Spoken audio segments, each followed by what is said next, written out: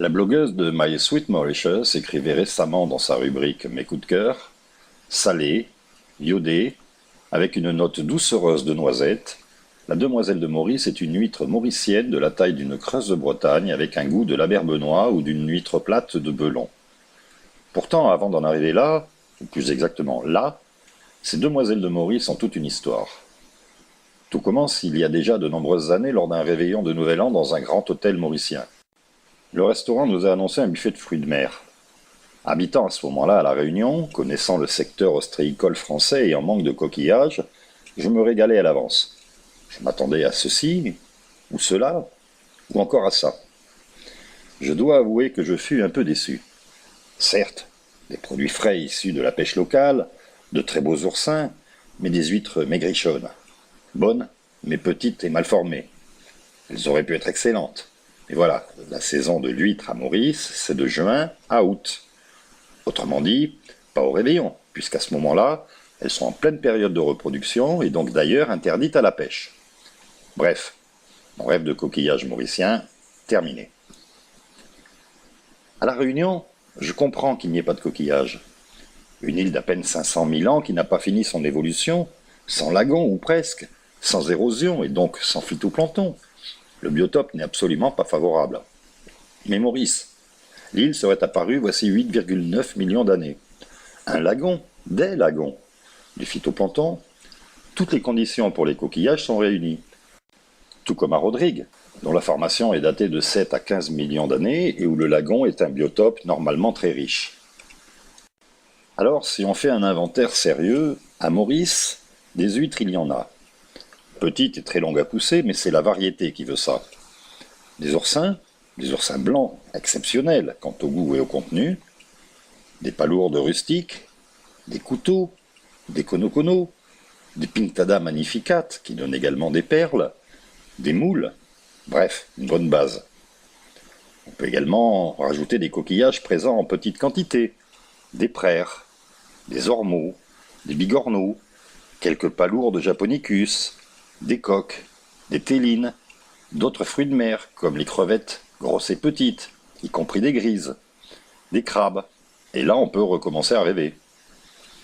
On peut rêver que les restaurants italiens servent des pâtes aux palourdes, des risottos aux coques, que les restaurants espagnols servent de la paella de la mer, les portugais des alteranas, les restaurants chinois des abalones ou des ormeaux, les restaurants hindous des caries de coquillages, des coquillages farcis, des chaudrées, des huîtres sous toutes les formes, des plateaux de coquillages.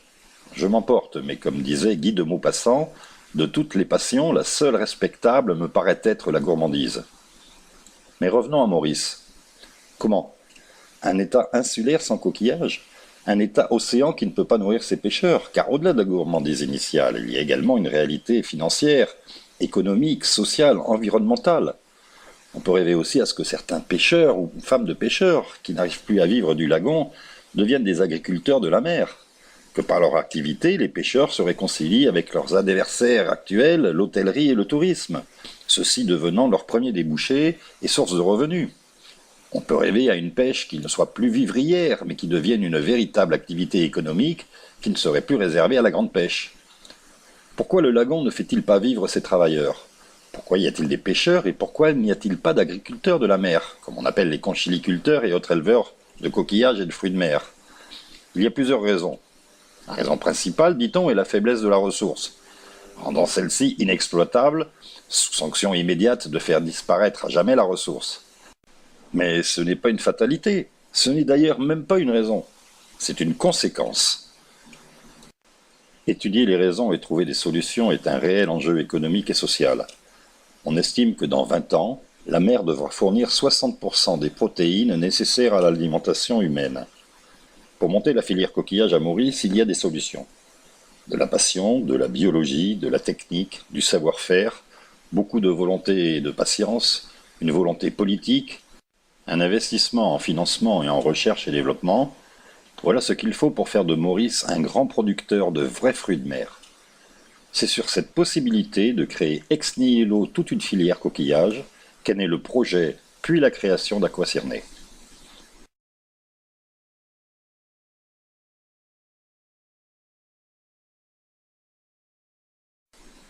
Si l'inventaire, quoique faible en volume, est riche en variétés, pourquoi dans ces conditions n'y a-t-il pas de coquillages d'origine locale commercialisés à Maurice et à l'export? Maurice, ainsi que les îles de la République de Maurice, sont des îles, tout simplement. Si les coquillages poussent, ils rencontrent néanmoins de réelles difficultés. Cela tient en deux mots, reproduction et prédation. Alors pour expliquer l'écart qu'il y a entre les possibilités et la réalité, nous allons prendre l'exemple des huîtres. Une huître libère entre 20 et 100 millions d'ovules et encore plus de spermatozoïdes. L'union d'une gamète mâle et d'une gamète femelle forme un œuf microscopique qui va ensuite errer dans les courants. En temps normal, seuls 5 à 8% des larves ainsi formées atteindront l'âge adulte, en temps normal et en site géographique normal.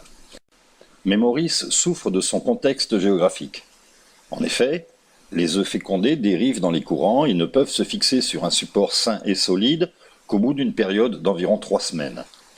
Entraînés par les courants, les œufs fécondés sont entraînés au large. À Maurice, on estime donc à moins de 0,2% la possibilité qu'un œuf fécondé soit encore dans le lagon au terme de ces 20 jours. Le faible pourcentage qui se fixe n'est pourtant pas sauvé.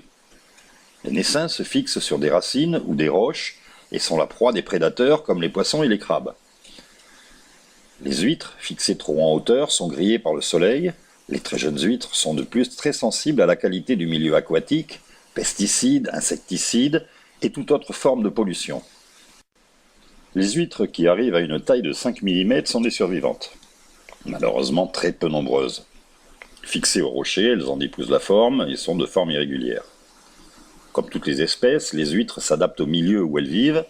Les huîtres que l'on rencontre à Maurice, les Sacostrea cucullata, se sont adaptées à la chaleur et aux éléments en produisant une coquille épaisse pour les protéger du soleil et de la chaleur, et se servent donc d'une quantité importante de leur énergie pour se protéger, et ceci au détriment de leur croissance. Ce problème de déperdition de larves est identique pour tous les autres coquillages qui, à l'inverse des alevins de poissons, ne peuvent rester ou revenir dans le lagon. La faible quantité qui reste dans le lagon ne peut être exploitée directement sous peine de voir la ressource diminuer et disparaître totalement. Concernant l'ensemble des coquillages, ne pouvant capter les œufs avant leur dérive, il n'existe qu'une solution, les reproduire naturellement, en milieu stable, et les élever jusqu'à ce que leur taille leur permette d'échapper au naufrage ou à la prédation.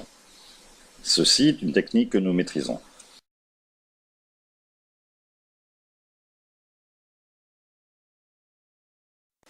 Le marché, ainsi que les écosystèmes mauriciens et rodriguais, nous ont guidés dans le choix des coquillages à privilégier dans un premier temps.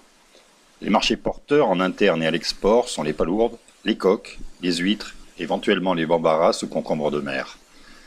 Concernant les coquillages, autres que les huîtres, nous n'avons pas de problème de géniteur puisque ces variétés sont présentes en petite quantité à Maurice, nous devons seulement les sélectionner.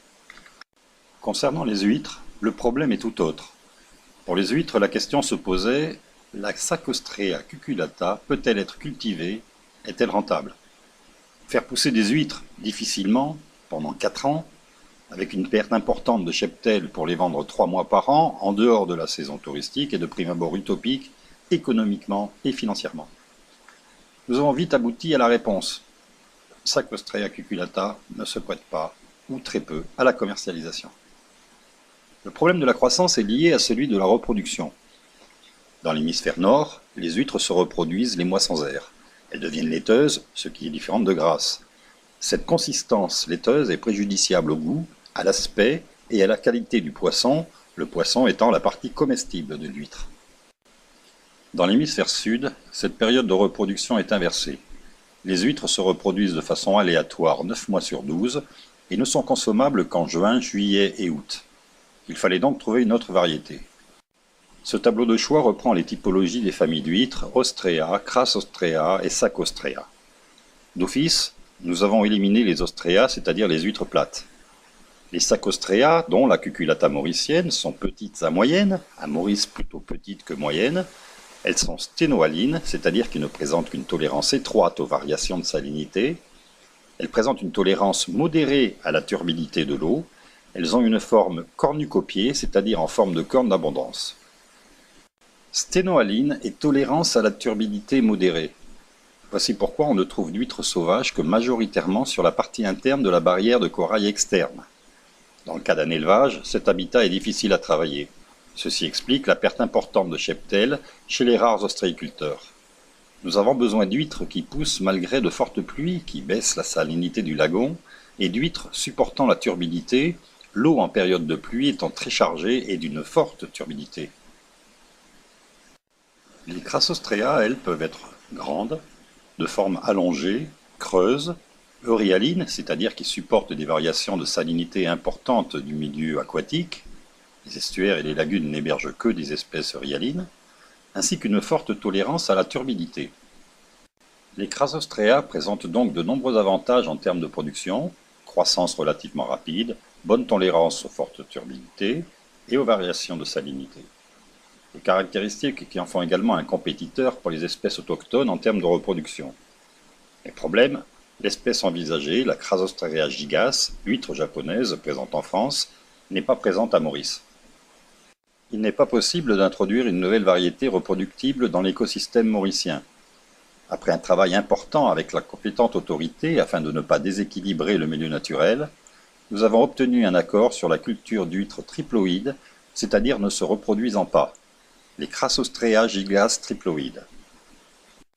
Gros avantage, stériles, donc non invasives du fait de leur stérilité, elles mettent en œuvre toute leur énergie à pousser, contrairement à la loi commune naturelle dont la première fonction est la reproduction. Ces huîtres seront donc consommables toute l'année. Depuis plus de 70 ans, des Mauriciens ont essayé d'introduire des Crassostrea gigas. Essayé d'introduire. Pour réussir, il faut adapter l'huître à son environnement. L'importation de biologiques issus d'autres biotopes et climats est difficile à réaliser, l'adaptation causant un stress mortel pour les coquillages. De plus, la remise en eau libre de coquillages d'importation est, selon les normes de la Communauté économique européenne, interdite pour raison de sécurité, selon le principe de précaution pour la non-importation de virus et autres dégâts collatéraux. Nous devions donc soit importer des géniteurs purifiés, et après une longue période de quarantaine les faire pondre à Maurice, soit réaliser les conditions pour faire naître les larves dans notre écloserie en France et pouvoir les amener légalement et sans perte à Maurice. Étant en phase de recherche et développement, il était irréalisable de monter une écloserie à Maurice, alors même que nous ne savions pas si nous allions réussir l'adaptation des gigas. Nous avons donc réalisé ce travail à Sarzeau, chez notre écloseur, partenaire et associé. Aquacirné a donc commencé son cycle de production et son rôle dans la future filière coquillage par les huîtres. Partie la plus difficile et jamais réussie par le passé à Maurice.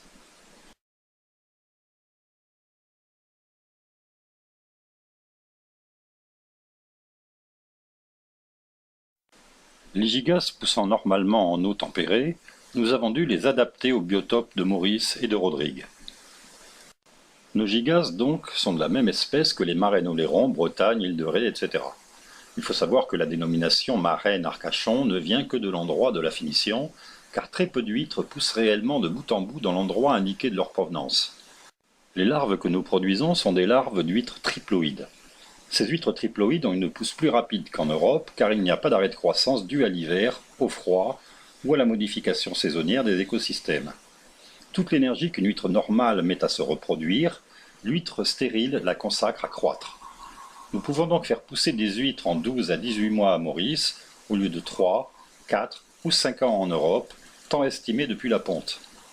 Nous avons établi un cahier des charges contraignant et précis. Huîtres adaptées, huîtres neutres au niveau impact environnemental, sans aucun risque biologique. Il nous a fallu pour réussir ce challenge un travail préparatoire en recherche et développement conséquent. En particulier, adapter les triploïdes pour éviter un stress fatal à l'importation à Maurice, à une taille comprise entre 800 microns et 1 ou 1,5 mm, mais également avoir un impact obligatoirement neutre sur la faune et la flore marine locale. Et ensuite, avoir l'autorisation d'import sans aucun risque biologique. Nous avons défini et réussi à mettre en place avec notre biologiste, un des 2 meilleurs écloseurs européens, un protocole de production qui est désormais au point.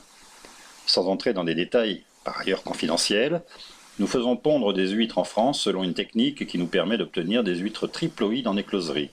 Nous les faisons naître dans les conditions que ces jeunes huîtres trouveront peu de temps après, lors de leur transfert à Maurice. Pour cela, et pour éviter de transporter des maladies ou virus en même temps que les huîtres, nous avons mis en place un certain nombre de process. En particulier, nous travaillons exclusivement en milieu semi-fermé. Nous prélevons de l'eau de mer de salinité égale à la salinité présente à Maurice. Après repos de cette eau en bassin sous UV naturel du soleil et de la lune, dépôt des sédiments et autres particules en suspension, nous la filtrons pour ôter toute trace d'hydrocarbures ou pesticides. Nous prélevons ensuite cette eau que nous retraitons par ultraviolet et ozone. Tout ADN encore présent dans l'eau est donc détruit, en particulier ceux des virus. À partir de cette eau stérile, nous reconstituons l'eau du biotope mauricien. Nous rajoutons les mêmes sels minéraux et produisons le phytoplancton adapté à leur nourriture à partir de souches prélevées à Maurice. Nous élevons et reproduisons ce phytoplancton en laboratoire dans exactement les mêmes conditions que les conditions naturelles mauriciennes. Dans cette eau, chauffée à la même température que celle que les larves trouveront à leur arrivée, nous faisons pondre nos géniteurs. Après 3 semaines de stade larvaire, en continuant à les nourrir avec, selon leur croissance, des différenciations de souches de phytoplancton adaptées, les futures huîtres se fixent. Commence alors la phase de croissance en micro-nurserie dans les mêmes conditions biologiques. Lorsque ces naissins atteignent une taille de 1 à 1,5 mm et le plus tôt possible, plusieurs semaines quand même, nous les importons. En aparté, nous avons soumis et fait accepter à la compétente autorité Seafood Hub et au gouvernement mauricien un protocole d'importation et de quarantaine des biologiques bivalves marins vivants. Cela nous protège de l'introduction non contrôlée de coquillages par d'autres canaux et nous garantit, dans la mesure du possible, contre l'importation collatérale de virus et maladies qui actuellement déciment les huîtres européennes. Cela nous évite également une concurrence toujours malvenue. Après autorisation d'importation délivrée pour chaque arrivée par le service import du Ministry of Fisheries, après analyse au départ par un centre indépendant agréé par le gouvernement français, après prélèvement et scellement du colis par les officiers des affaires maritimes en France, les jeunes huîtres, accompagnés de leur certificat de transfert et de traçabilité, prennent l'avion pour rejoindre l'océan Indien. Le délai devant être le plus court possible entre le prélèvement et leur remise en eau, nous assurons nous-mêmes le transport. À leur arrivée, elles sont d'abord accueillies par les services des douanes, puis les services vétérinaires de la compétente autorité Seafood Hub, l'Import Unit et le Albion Fishery Research Center. Une fois toutes les conditions d'importation validées, elles sont transférées à notre centre de quarantaine. Là, après une immersion de maximum 24 heures entre le prélèvement à l'écloserie en Bretagne et leur remise en eau, nous commençons à réhydrater progressivement les jeunes huîtres, transportées humides sous température contrôlée, avant de les remettre à l'eau, au moment où elles commencent leur vie mauricienne en station de quarantaine, avec une nourriture locale dans des tamis de 800 microns environ. Cette nourriture n'est pas rajoutée, mais bien celle présente naturellement dans l'eau que nous faisons circuler dans les bacs de quarantaine, puis de nurserie. À ce stade de 1 mm, une huître pèse environ 0,003 g, soit entre 300 et 400 individus par gramme. Ces huîtres ne sont pas stressées par le transfert puisque nous les avons élevées dans les conditions de salinité, turbidité, nourriture et température qu'elles trouvent à leur arrivée. Nous les gardons en quarantaine selon un protocole et une durée définie avec la compétente autorité Seafood, sous son contrôle et sous le contrôle d'Albion Fishery Research Center. Passé le stade de quarantaine, nous les élevons à terre en bassin, en nurserie alimentée continuellement en eau naturelle jusqu'à une taille de 3 à 5 mm.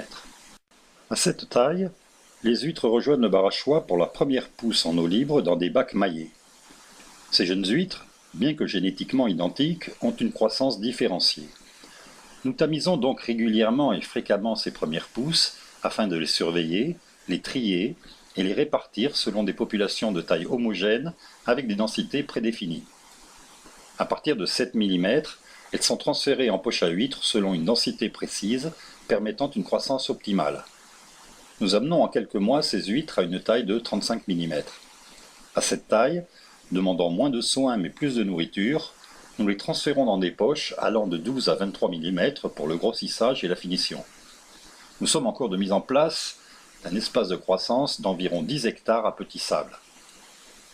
Cette première étape réussie, nous pouvons maintenant faire pousser des huîtres de qualité consommables toute l'année pour le marché mauricien mais également pour l'export. Nous évaluons le marché annuel mauricien à environ 25 millions d'huîtres dans les 4 ans qui viennent, une quinzaine de millions pour la Réunion. Des marchés extrêmement intéressants au niveau financier sont à nos portes, Les Seychelles, les Émirats arabes, Dubaï, où une huître se négocie actuellement entre 5 et 7 dollars. Lors de leur visite au bar à choix de Bambou-Virieu en avril 2014, les ministres Vodmali, ministre de la Pêche, et Arvin Goulel, ministre des Affaires étrangères, ainsi que M. Maury, directeur des pêches, ont fait part de la collaboration que nous avons nouée ensemble. Les ministres ont annoncé devant la presse et aux pêcheurs que nous travaillons en symbiose avec les ministères pour transmettre une partie de notre savoir-faire concernant le grossissement des huîtres aux pêcheurs. Dans ce but, ils prévoient des aides aux pêcheurs et leur appui pour nous permettre d'implanter une écloserie à Maurice. Jusqu'à décembre pour commencer à commercialiser ça dans l'hôtel Maurice. Et nous encourageons les promoteurs là, les go beyond that concept, quand nous pouvons disséminer cette technologie là, et pour faire une écloserie, pour faire rearing of sa oyster là, et après là nous pouvons distribuer ça dans small scale farmers around the country. C'est un plus point pour Seafood Hub et pour le développement secteur la pêche et aquaculture. Planter ces huîtres, il nous a fallu, avant de pouvoir amener les premières huîtres ici, 3 ans de recherche et développement. Et si nous n'avions pas été soutenus par le gouvernement mauricien et par le ministère, c'est sûr que nous n'aurions pas réussi. Parce que les huîtres poussent pas forcément dans des endroits où on veut qu'elles poussent, contrairement aux poissons. Donc nous avons dû travailler tout autour de l'île et pour avoir les autorisations, jamais nous les aurions eu sans les autorités qui nous ont portés jusque-là. Lors d'une visite des lieux, le ministre des Affaires étrangères, Arvin Goulel, et celui de la Pêche, Nicolas Vodmali, ont pu constater le progrès réalisé dans ce domaine. Il est encadré aussi avec la politique du gouvernement de transfert le savoir-faire avec la connaissance d'un expert aux pêcheurs. Et c'est une symbiose. On appelle ça une symbiose, c'est qu'ils travaillent un à côté de l'autre. C'est un travail de longue haleine, mais aujourd'hui nous avons tout le résultat du fruit. Nous pouvons sortir stage pilote, nous pouvons rentrer dans sa côté commercial. Ce projet pilote finance bien. Là, il dépasse ce stage-là, il met plus que 3 millions d'huîtres dans la mer ici. Il commençait à l'arrêt. Là, ici, il trouvait ça peut marcher très bien. Mais moi, je pense que c'est tant mieux parce que nous pouvons ouvrir un nouveau la porte pour les pêcheurs. Parce qu'il n'est pas fait ça juste pour lui tout seul. Nous pouvons ouvrir la porte pour aider les pêcheurs qui ont envie de rentrer dans sa créneau-là, d'autres rentrer. L'aquaculture dans toute sa variété est ainsi appelée à se développer davantage dans notre île. En disséminant cette expertise, ce sont de nombreux hommes et femmes de la mer qui auront à leur disposition de nouvelles filières pour gagner leur vie. Cette activité, 100% naturelle, constitue une véritable vitrine écologique pour Maurice Île Durable et Maurice État Océan. La filière que nous mettons en place étant une filière 100% écologique et porteuse de croissance sociale, économique et financière, nous sommes donc en parfaite conformité avec ces développements. L'écloserie mauricienne nous permettra de produire localement nos huîtres, mais également d'avoir la possibilité de faire pondre, élever, puis créer des gisements en eau de palourdes et de coques, ainsi qu'en autres coquillages ou biologiques. Mais cela est une suite que nous écrirons bientôt.